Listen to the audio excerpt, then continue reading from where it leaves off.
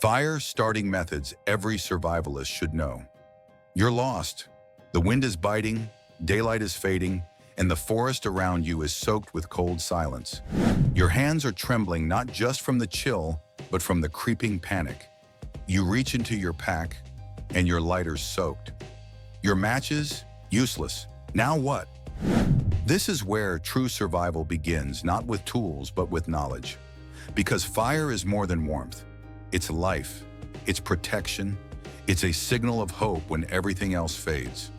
A world without fire is a world that turns its back on you fast. The temperature drops, shadows stretch, and every noise in the dark starts to feel closer. Fire isn't just survival, it's psychological warfare against fear itself. Welcome to Rustic Rad, where we break down real-world survival and outdoor skills you can truly depend on.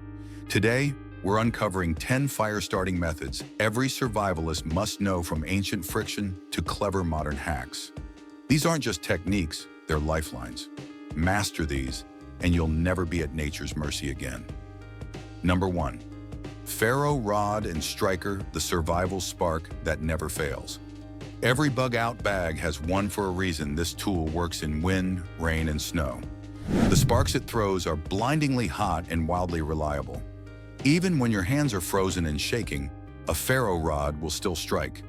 If you can't start a fire with a ferro rod, you've got work to do, because this is your first and fiercest line of defense in the wild.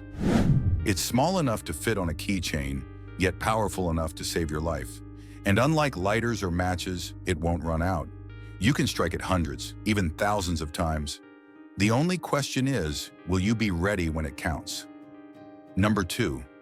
Flint and steel, echoes of the ancients. This is more than a fire-starting method, it's a legacy. Used by pioneers, explorers, and mountain men for centuries, it still holds up today. It's not flashy and it's not fast, but it works even in the harshest of environments. It's not flashy, but when that first spark kisses the char cloth, you're lighting the same fire your ancestors did 300 years ago. When you strike steel against stone and catch that tiny ember on char cloth, it's a reminder that survival isn't new, it's ancestral. The method takes patience and a practiced hand, but that's the point. This is survival in its purest form. Number 3. Bow drill, the test of true survival. No tool tests your skill like the bow drill.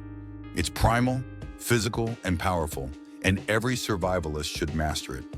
You're not just making fire, you're proving that. With enough persistence, you can create something from nothing. When you finally get smoke, when your arms are trembling and your breath is short, that ember feels like victory. Everything has to be right: the wood, the posture, the rhythm. It's failure after failure. And then it happens. That curl of smoke, that glow of coal. It teaches you not just how to make fire, but how to keep going when everything screams stop. Number 4. Hand drill, the bare-handed challenge. The hand drill is the bow drill's harder, leaner cousin. No bow, no string. Just your hands, wood, and willpower. It's brutal, unforgiving, and completely effective when done right. When you get fire from the hand drill, it's not just survival, it's a moment of pure human triumph. Your palms will blister, your shoulders will burn, and when that ember finally appears, it feels like fire handed down from the gods. This method forces you to rely on your body completely. There's no shortcut, just commitment and control. Number 5. Solar fire, lighting flames with the sky. You don't need lighters when the sun is on your side.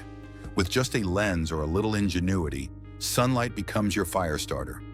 This is a method of patience, angles, and precision. When nature gives you light, you don't ask questions, you harness it. And suddenly, fire becomes silent, clean, and free.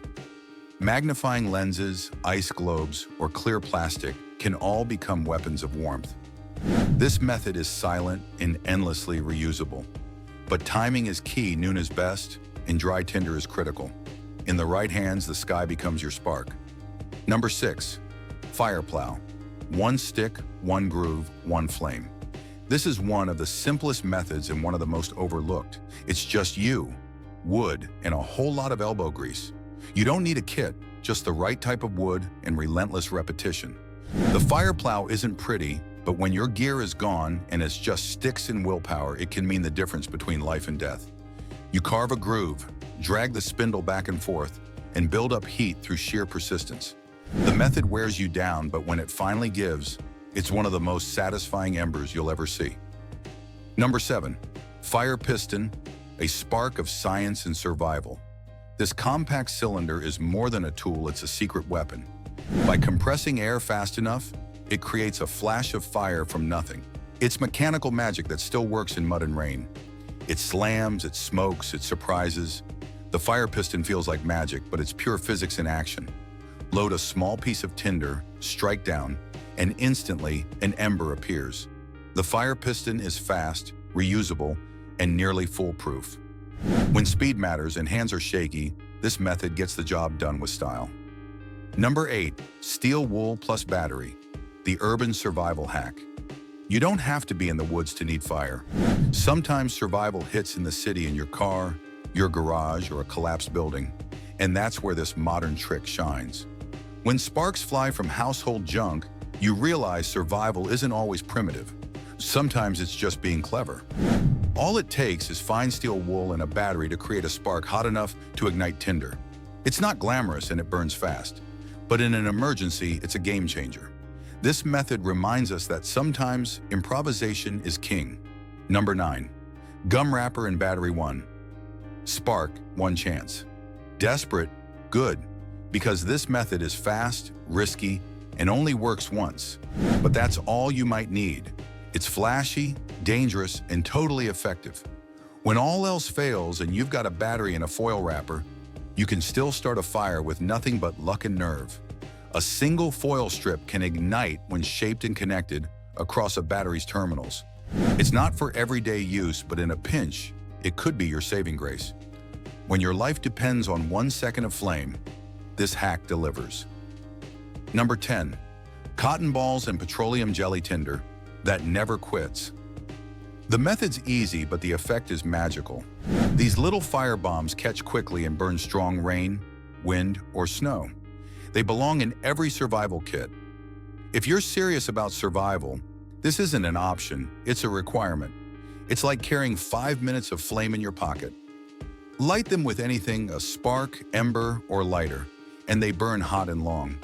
Prepping a handful ahead of time can mean the difference between frustration and success. They are cheap, simple, and devastatingly effective. Fire is everything out there. It warms your body, it cooks your food, it keeps predators at bay and panic in check. But without it, you're one cold night away from the end. That's why these methods matter. Not because they're trendy, not because they look cool on camera, but because they work. When your gear fails, your lighter dies, or your matches drown, it's your knowledge that keeps you alive. So don't just watch practice. Try each one. Fail, sweat, burn your fingertips, work the drill until your arms ache. That's how you become resilient. That's how you earn your fire. Thanks for watching Rustic Rad, where we sharpen your mind with no-nonsense survival and bushcraft skills that actually matter. If this video sparked something in you, like, subscribe, and share it with someone who'd rather be prepared than panicked. Sharpen your mind, trust your instincts, and as always, stay rad.